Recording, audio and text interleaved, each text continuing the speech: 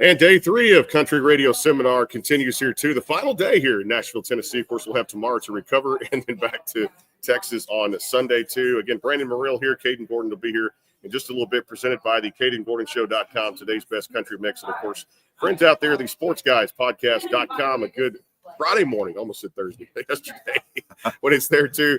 And, of course, when you do a lot of these two out there, these tend to run together a little bit, which is always a good thing.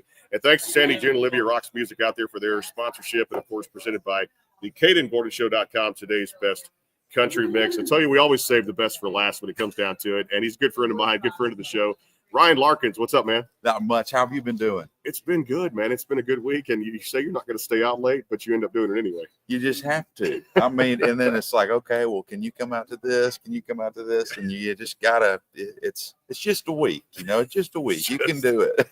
You can make it to Saturday. You can make it to Saturday, right? It's recovery day. I might take in a Preds game tomorrow night. I haven't been. Oh, it's just so fun. You will love it. You will love it. The energy is just, it's a blast. It's a blast. Okay. Well, I got to do that too. That'll be a lot of fun out there too. So, hey, tell us about, man, this I'm tell you right now. First of all, we'll talk about the past here in a little bit, where you got started and everything with Red Street. Congratulations on that. But thank you. This whole thing with this gospel album you have put out now. Talk about this labor of work and this catalog of songs. I think you hit the head of the music, hit the nail on the head again, because again, just great sound, great music, and great storytelling. Thank you so much. I grew up on these gospel songs, singing in church.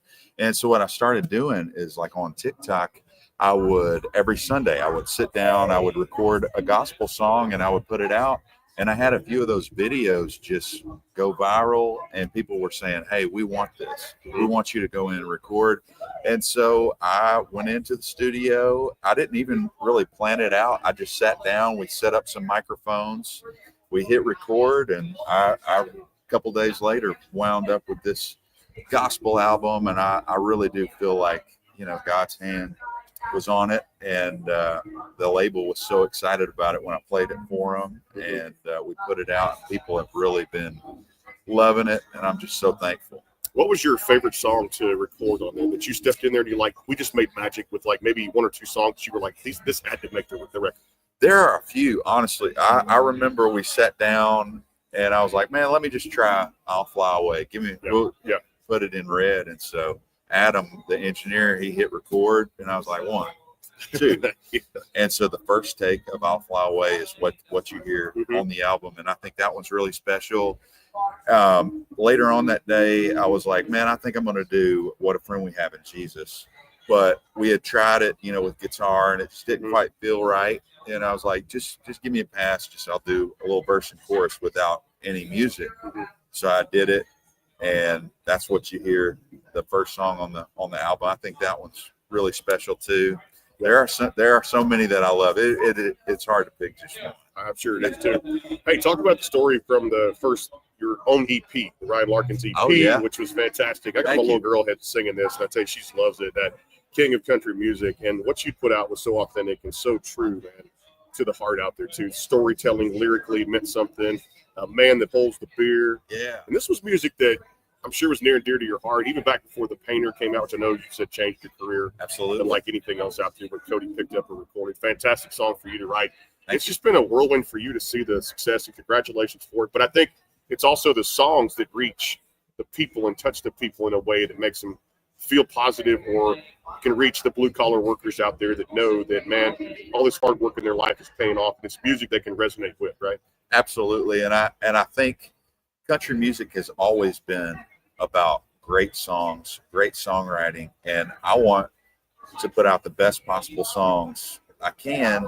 And those songs for me are just songs that ring true to me, tell my story. And like King of Country Music was one of those songs. I just had this idea, and I wrote it with a couple of friends, but I've heard so many people come up to me like after live shows and say, this song is so powerful. It basically describes country music, like the history of country music.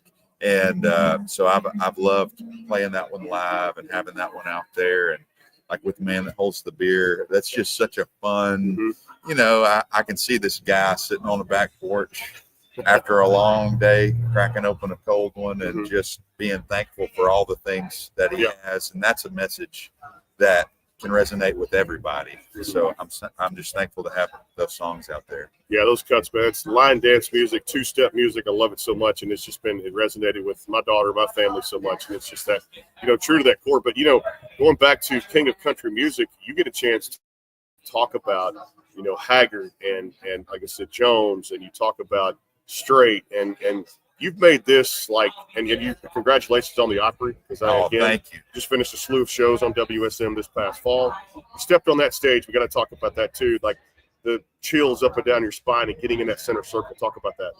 It was one of the greatest experiences of my life. I remember being so scared.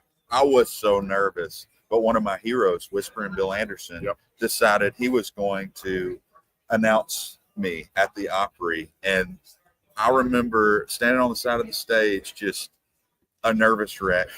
I walk up, he says all these great things about me. I'm thinking, this is my hero right here saying all these great things about me. The lights came up, and I looked out there, and I saw all of my family. I saw my friends, all the people who have supported me for the last however many years, and they've gotten me into that circle. And I got to play King of Country Music. And at the end of it, after my performance, it was a standing ovation. And it still gives me chills just thinking, wow, of all the people that have stood in that circle in the history of country music, it's a life-changing experience that I will never forget. Obviously, you got this record here. We're going to do a full-length show with you, too, play some of the new cuts off this new record right now for the gospel album at the same time. What's next? I know you guys never rest on your laurels. There's got to be more coming out, too, as well. Probably music at the can and some more releases coming up this year. That's right. We've got some more releases coming up this year. We're looking at March 28th for the next release. Okay. It's a very, very special song called Love Flies. Okay. And it's a duet or a feature with a classic country artist. I can't say who that is yet, but it's going to be incredible. Next week, I'm going out with Clint Black for some dates, and it's going to be a great year. Just getting started. So I'm excited. Brother, you're one of the best out there. Ryan you. Larkins, again, the sportsguyspodcast.com, KKTC, True Country 99.9, and of course out there, HighTideCountry.net. We appreciate everything. Always a great friend of the show, and looking forward to doing more of these full-length ones. We get back home to the studio, playing some tracks, and appreciate you coming here, CRS Day 3. Oh, man. Thank you so much for having me. Got it. Ryan Larkins here on the Backstage Pass, again, powered by the sportsguyspodcast.com. And more to come here, Day 3. CRS rolls on 2025 here, too, as well. And a beautiful sunny, guess what, Nashville, Tennessee now, too, with the sun coming out today. A little traffic getting here this morning, but you know what? I welcome it, too, with that sunlight to get rid of, thaw out that snow out there, too. Back in a flash, more to come here until about 12 today. CRS Day 3, KKTC, True Country 99.9, and the sportsguyspodcast.com. Stay tuned.